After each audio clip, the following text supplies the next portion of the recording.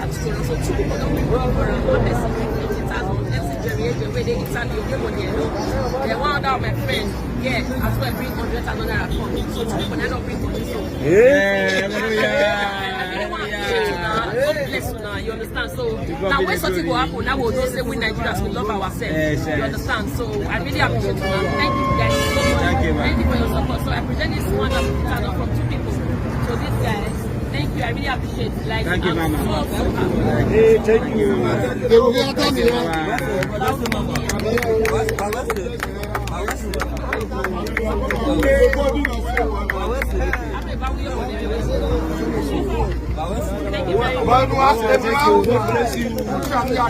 bless you, Mama.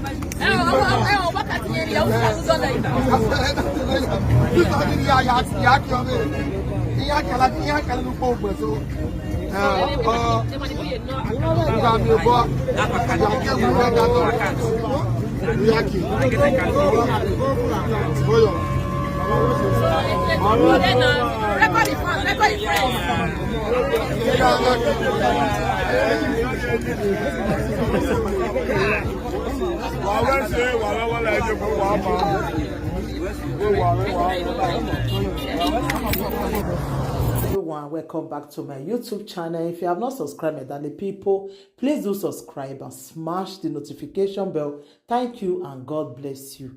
My darling people, my correct people, this video today, when I remember that video when I do when the video see go viral about that guy where Sandoka help. So today I just see video today where be say many people come they ask of the guy account number. Many people say they want donate money. So many people. I was so happy, like seriously. So I see say Sandoka go there today, go see the guy. You know, the guy no get leg.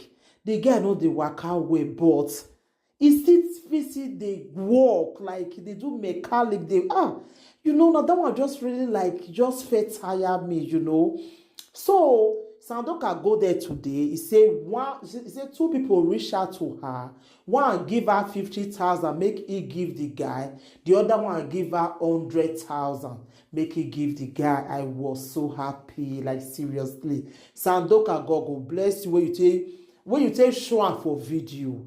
God go bless you because now so God go take change this guy life now. That is why I dey tell people say, who good do good already. If not be say Sandoka do that video now, we for not see am, nobody for see am.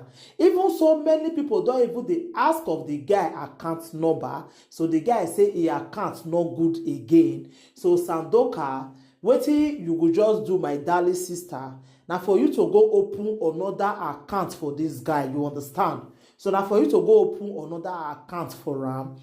So that people go still donate for him, you know. So I'm so happy. You say God, why you change this guy life like this? So now so it be, you know. The way Ode asemi Roman, Ode asemi Ijoman, you know. Ode asemi me or Sioman, you know. So I'm so happy. The boy don't even know say that good way he do for Sandoka that day when he take repair a car without he not collect die from her.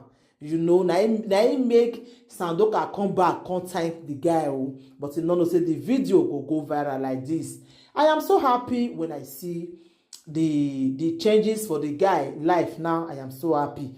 That is why you see me say I dey talk for that woman on that. They don't be say I not like that, Mrs. Orobosa. I just like the surprise say all till now she see day house. You're not supposed to be like that.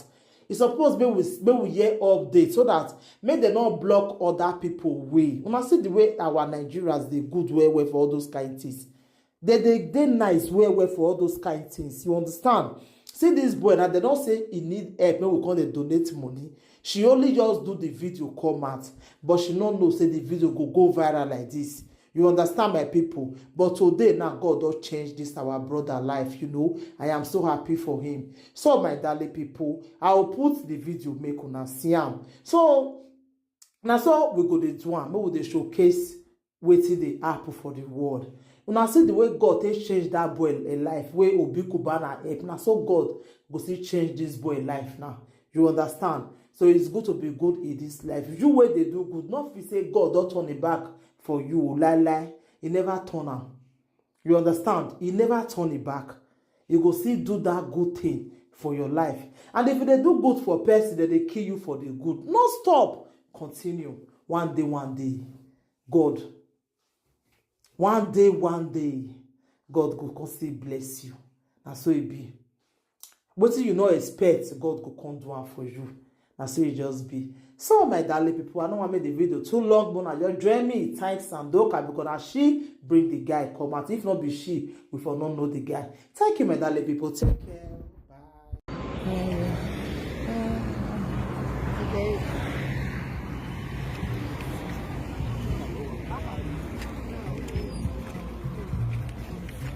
Yeah. Oh my way, deal with it.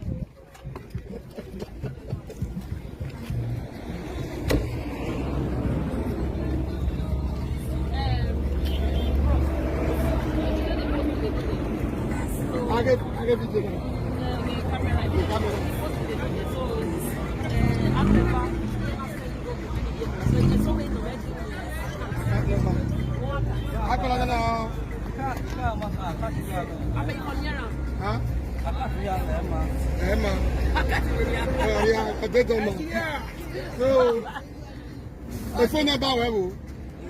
Okay, ọtí ẹ máa yá pa.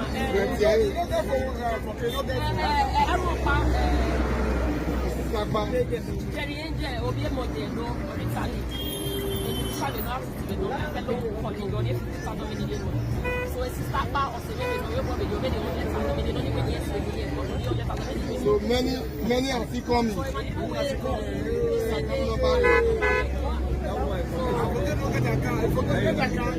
if I want to phone number with the camera. What's your name?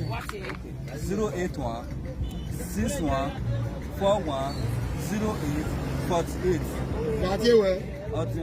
We get a phone number. 081 61 41 08 48. So he say he not get account. So you're not finish that to me. Then I finish that to you. So two people don't be wrong for one person. 50,000. Let's see Jerry Angel where they interview give money. Then one of my friends, yeah, as well bring $100,000 account. So two people don't bring money. So God bless you now, you understand? So now when something will happen, now we'll just say we Nigerians we love ourselves. You understand? So I really appreciate you. Thank you guys so much. Thank you for your support. So I present this one from two people. So this guy, thank you. I really appreciate it. Like thank you, Mama. So happy. Hey, thank you. They will get on